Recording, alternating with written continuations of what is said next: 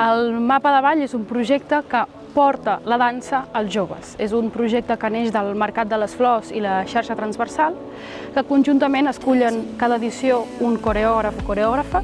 Consisteix en portar la coreografia d'un coreògraf, que en aquest cas és en Pere Faura, tot un projecte, una creació que ell ha pensat per adolescents, ens el transpassen a nosaltres, a les artistes, i llavors des d'aquí fem una formació amb els profes, amb el professorat del centre de secundària, i ho portem també a les aules. Nosaltres som, diuen les conductores o els conductors d'aquesta coreografia. Llavors anem al Mercat de les Flors, ens l'aprenem i després anem als instituts a traspassar aquesta coreografia. Que l'objectiu que té és acostar el llenguatge de la dansa contemporània al públic jove, concretament a estudiants de secundària. Al llarg del curs treballem durant 3 mesos, que són unes 10 sessions aproximadament, i el que fem és anem a les aules directament, treballem amb una codocència, amb el professor o professora d'educació física o d'altres matèries. L'Alba, la meva companya, i jo vam anar a fer una formació per saber una mica de què anava, però la veritat és que la gent que han fet tota la feina, que han vingut aquí i que han preparat els alumnes són les persones de Digitar.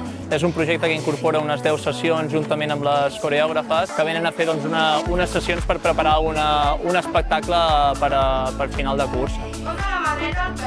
Això ho portem assajant en aquest tercer trimestre, que són aquests 2 mesos que portem.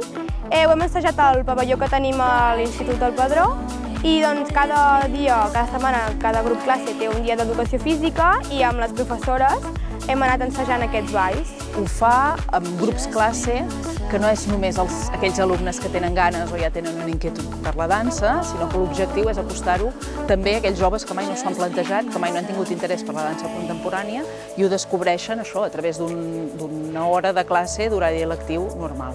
L'objectiu, poso cometes, l'objectiu del Mapa de Ball és treballar aquesta coreografia i portar-la a escena, en un teatre, aquí on estem, però el que hi ha darrere d'aquest projecte és molt més.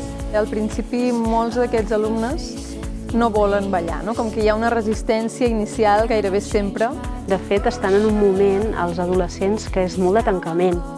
Hi ha les vergonyes, hi ha molts complexes. És una edat molt complicada, perquè són adolescents, és una edat que la relació amb el propi cos és com a poc conflictiva i no estan còmodes exposant-se ni dalt d'un escenari, però és un projecte, sempre diem que tot i ser complicat, té històries superboniques de darrere, de joves que es descobreixen, de joves que perden la vergonya. A mi no és que m'agradés tant aquesta idea, però amb el temps he agafat el ritme i m'ha començat a agradar. Llavors el que veiem d'evolució amb l'alumnat és que al llarg de les sessions comencen amb aquesta reticència, però després, a poc es van deixant anar i veiem que connecten una mica més amb el seu cos i amb els cos dels companys i les companyes. Les pors, les inseguretats, sempre hi són, i més quan es fa un exercici d'aquestes característiques, d'expressió corporal, però és evident que, com tot en la vida, són aprenentatges i els resultats es veuen. Ells han treballat molt a gust, han rigut molt i la dansa és un gran repte. Les debilitats es converteixen per ells en un repte. Tenim alumnes que molt tímids i ningú diria. Hem estat practicant a la matèria d'educació física un ball per fer-lo a davant de l'església. Ens han vingut a ensenyar una coreografia. M'ha agradat bastant perquè ballar a mi m'agrada i ha sigut una nova experiència i m'ha ajudat a treure'm una mica la vergonya de ballar davant de la gent i m'ha agradat.